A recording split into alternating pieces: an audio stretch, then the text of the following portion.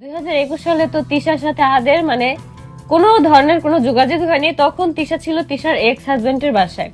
আমি জানি আহাদ আমাকে কখনোই তিশার মতো ভালোবাসতে পারবে না। আমি কখনোই তাকে জোর অবধি করিনি যে তিশার মতোই আমাকে ভালোবাসতে হবে। দুজন গলায় লাভ বাইট নিয়ে ঘুরে আমার কি খারাপ লাগে না? এমনটাই পোস্টের মাধ্যমে জানিয়ে দিয়েছেন আহাদের তৃতীয় স্ত্রী আখি। ভিউয়ার্স, বিস্তারিত জানতে হলে পুরো ভিডিওটিকে না টেনে শেষ পর্যন্ত দেখতে থাকুন।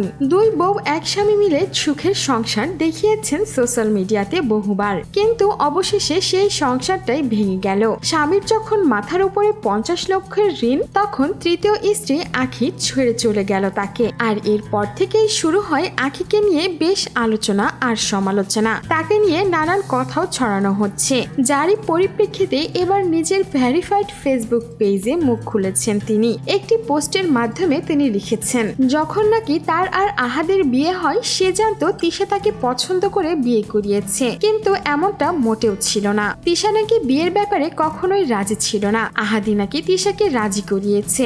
লাস্ট 3 মাস ধরে আমাদের মধ্যে যে কোনো বিষয় নিয়ে ঝগড়া হলেই তিশা আমার সামনে আহাদকে বলতো, বিয়ে করতে না করেছিলাম, কেন করেছো?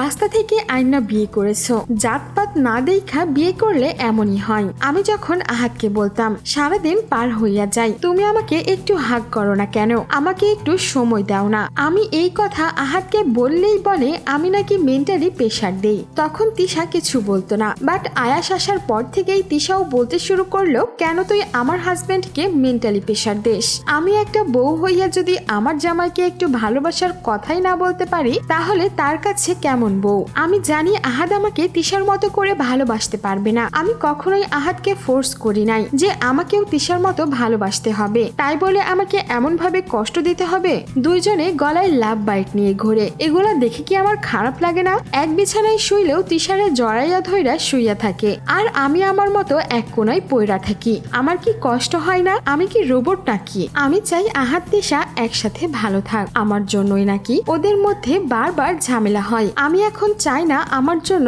আর তাদের মধ্যে ঝামেলা হোক। আমি আমার মতো ভালো থাকতে চাই। এমনকি আহাদ নিজেও বলেছে তার বিপদে নাকি আখি কখনোই তাকে সাপোর্ট করেনি, সবসময় তিশার তার পাশে ছিল। আর যেই না বিপদ দেখেছে আখি তাকে ছেড়ে চলে গেছে। তিশাও বলেছে টাকার জন্যই নাকি শুধুমাত্র আখি তাকে ব্যবহার করেছে আর আহাদকে বিয়ে করেছে। সো ভিউয়ার্স, এই ছিল আমাদের আজকের ভিডিও। আর আপনার কাছে এই বিষয়ে কোনো মন্তব্য থাকলে জানাতে পারেন আমাদের কমেন্ট বক্সে। আর বিনোদন জগতের এমন লেটেস্ট আপডেট পেতে আমাদের চ্যানেলটিকে সাবস্ক্রাইব করে আমাদের সঙ্গেই থাকুন। ধন্যবাদ।